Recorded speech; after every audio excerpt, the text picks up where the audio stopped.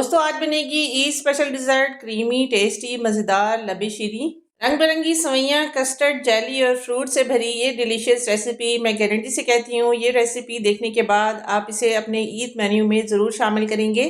یہ تھک کریمی مزیدار لبی شیریں جب آپ عید پر مہمانوں کو سرو کریں گے سب آپ کی تعریف ضرور کریں گے۔ چلیے بنانا شروع کرتے ہیں۔ بسم اللہ الرحمن الرحیم۔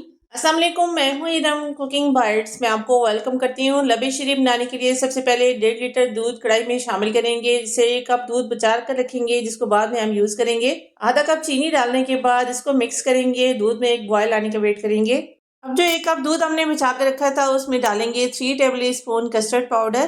میں یہاں پر مینگو کسٹرڈ پاؤڈر استعمال کر رہی ہوں، آپ چاہیں تو اس کی جگہ پر ونیلا یا پھر کوئی بھی فلیور آپ کسٹرڈ کا استعمال کر سکتے ہیں۔ کسٹرڈ پاؤڈر کے ساتھ 1 ٹیبل اسپون کارن فلور بھی شامل کریں گے، آپ چاہیں تو صرف کسٹرڈ پاؤڈر بھی ڈال سکتے ہیں، لیکن کارن فلور سے اس میں ایک بہت ہی اچھا سا کریمی سا فلیور آئے گا۔ کسٹرڈ پاؤڈر ڈالنے کے بعد ان سب کو اچھی طرح سے دودھ کے ساتھ مکس کریں گے۔ دودھ میں کسٹرڈ پاؤڈر اور کارن فلور جب اچھی طرح سے مکس ہو جائیں، گٹلی اس کی ختم ہو جائے اور دودھ میں پہلا بوائل آنے لگے تو اس میں شامل کریں گے کسٹرڈ پاؤڈر۔ فلیم کو آپ نے سلو کرنا ہے جب آپ نے کسٹرڈ پاؤڈر اس میں شامل کرنا ہے۔ کسٹرڈ کے اس مکسچر کو تھوڑا تھوڑا کر کے ڈالیں گے، ساتھ ساتھ چمچ چلائیں گے تاکہ گٹلیاں یا لمس اس میں نہ بنے۔ بناتے وقت سبھی کو ایک ہی مسئلہ آتا ہے، کسٹرڈ جب بنا کر تھوڑی دیر رکھتے ہیں تو کسٹرڈ پانی چھوڑ دیتا ہے، ایک دم پتلا پانی کی طرح ہو جاتا ہے۔ اس مسئلے کا ایک بہت ہی اچھا سا حل آپ کو بتاؤں گی، اس ویڈیو کو آپ نے اینڈ تک لازمی دیکھنا ہے۔ کسٹرڈ کا مکسچر سارا دودھ میں شامل کرنے کے بعد کم سے کم 4 سے 5 منٹ تک اس کو ضرور پکائیں گے تاکہ کسٹرڈ اور کارن فلور کا کچا پن نکل جائے۔ کسٹرڈ کو پکتے ہیں تقریباً 5 منٹ ہو چکے ہیں، کافی حد تک یہ گاڑھا ہو چکا ہے، لیکن چینی اس میں مجھے کم لگ رہی ہے، اس لیے 4 ٹیبل اسپون میں اس میں اور شامل کروں گی۔ میٹھا آپ نے اسٹیج پر تھوڑا سا زیادہ رکھنا ہے کیونکہ بعد میں اس میں چیزیں اور بھی ایڈ ہوں گی جس سے میٹھا بالکل کم ہو جائے گا، اس لیے اسٹیج پر آپ نے چینی اس میں تھوڑی سی زیادہ ڈالنی ہے۔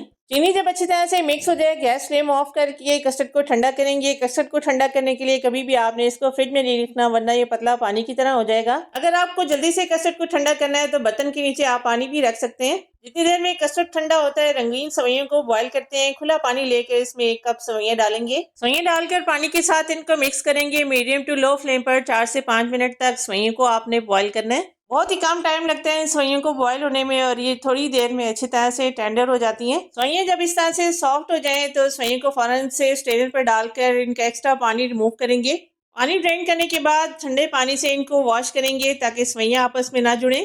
ٹھنڈے پانی سے ان کی کوکنگ بھی رک جاتی ہے۔ ٹھنڈا پانی سارا ڈرین کرنے کے بعد سوئیوں کو پلیٹ میں ڈالیں گے اور یہ جو ایکسٹرا پانی ہے اس کو ڈسکارڈ کریں گے۔ سوئیاں بوائل کرنے کے بعد کریں گے اس کو سائڈ پہ، چلیں گے نیکسٹ سٹیپ کی طرف۔ کسٹرڈ بھی ٹھنڈا ہو چکا ہے، ہینڈ وسک کی مدد سے اس کی ساری گٹلیاں اور لمس آپ نے دور کرنے، اچھی طرح سے اس کو اس طرح سے ہینڈ وسک کی مدد سے بیٹ کریں گے۔ کسٹرڈ جب روم ٹمپریچر پر آ جائے تو اس میں کریم شامل کریں گے، کسی بھی برانڈ کی کریم آپ یوز کر سکتے ہیں۔ 200 گرام کے برابر یہ ٹیٹرا پیک کریم میں اس میں استعمال کر رہی ہوں، کسی بھی برانڈ کی کریم آپ استعمال کر سکتے ہیں، بس آپ نے کریم کو اچھی طرح سے ٹھنڈا کر کے اس میں ڈالنا ہے۔ کریم ڈال کر کسٹرڈ کے ساتھ اس کو اچھی طرح سے مکس کریں گے، ہینڈ وسک کی مدد سے آپ نے اس کو اچھی طرح سے بیٹ کرنا ہے۔ اسٹیج پر اگر کسٹرڈ زیادہ گاڑھا ہے تو تھوڑا سا دودھ ڈال کر آپ نے اس کو پتلا کرنا ہے۔ تھوڑی سی تھک تھوڑی سی رنی اس کی کنسسٹنسی ہونی چاہیے، کنسسٹنسی آپ اس کی دیکھ سکتے ہیں۔ شیریں کو ریڈی کر کے جب ہم فریج میں رکھیں گے تو اور بھی زیادہ یہ تھک ہو جائے گا، بیک آف دی اسپون کو یہ کوٹ کر رہا ہے، اسی طرح کی اس کی تھک رنی کنسسٹنسی ہے۔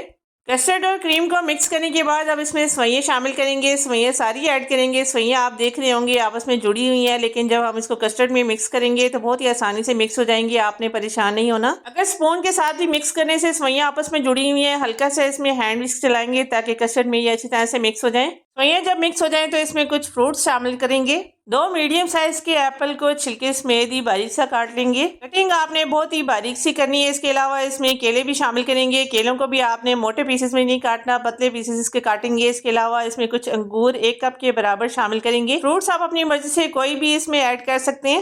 فروٹ کی کٹنگ آپ نے چھوٹی رکھنی ہے، جو فروٹ کلر چھوڑتے ہیں وہ آپ اس میں ایڈ نہیں کر سکتے، جیسے اسٹرابیری وغیرہ وہ آپ نے اس میں شامل نہیں کرنی۔ فروٹ نہ پانی چھوڑتے ہیں نہ ان کا کلر خراب ہوتا ہے، 1 دن پہلے آپ بنا کر باؤل میں اس کو فریج میں رکھ کر ٹھنڈا کر سکتے ہیں۔ لیکن ایک چیز اس میں سب سے اینڈ میں ایڈ کریں گے جو آپ کو آگے چل کر بتاؤں گی، فروٹس ڈال کر ان سب کو اچھی طرح سے مکس کریں گے۔ ایک دم تھک مزیدار ٹیسٹی لبی شیریں جس کو بنا کر آپ 1 دن پہلے فریج میں رکھ کر اسٹور کر سکتے ہیں، ٹھنڈا ٹھنڈا عید پر سرو کر سکتے ہیں۔ مہمان ضرور آپ سے اس کی ریسیپی پوچھیں گے۔ صرف اتنے سے انگریڈینٹ سے 2 باؤل بھر کر لبی شیریں کے ریڈی ہو جاتے ہیں۔ لبی شیریں کو سرونگ باؤل میں شفٹ کرنے کے بعد اس کو فریج میں رکھ کر ٹھنڈا کریں گے۔ سب سے اینڈ میں اس کے اوپر جیلیز ایڈ کریں گے۔ ریڈ، گرین اور یلو 3 قسم کی جیلی اس کے اوپر ایڈ کریں گے۔ جیلی بنانے کا ہوم میڈ طریقہ میں نے ابھی ریسنٹلی اپلوڈ کیا، آپ جا کر وہاں سے دیکھ کر جیلیز بنا سکتے ہیں۔ جیلی سب سے اینڈ میں آپ نے اس کے اوپر ڈالنی ہے جب آپ نے لبی شیرین کو سرو کرنا ہے، کیونکہ ریڈ کلر کی جیلی کلر چھوڑنا شروع ہو جاتی ہے اور اوور آل لبی شیرین کا کلر خراب ہو جاتا ہے، اس لیے جیلی کو آپ نے اینڈ میں ایڈ کرنا ہے جب آپ نے اس کو سرو کرنا ہے۔ عید پر یہ مزیدار ڈیزرٹ آپ بھی ٹرائی ضرور کیجیے گا، کمنٹ کر کے مجھے بتائیے گا کہ لبی شیرین آپ سے کیسا بنا۔ یہاں پر اپنے ویورز، اپنی پیاری بہنوں سے ریکویسٹ کروں گی، ریسیپی ذرا سی بھی اچھی لگے تو لائک ضرور کیجیے گا۔ چینل پر نئے ہیں یا پہلی بار آئے ہیں سبسکرائب کر لیجیے۔ جزاک اللہ۔ ملتے ہیں اگلی ویڈیو میں ایک اور نئی امیزنگ ریسیپی کے ساتھ، تب تک کے لیے اللہ حافظ۔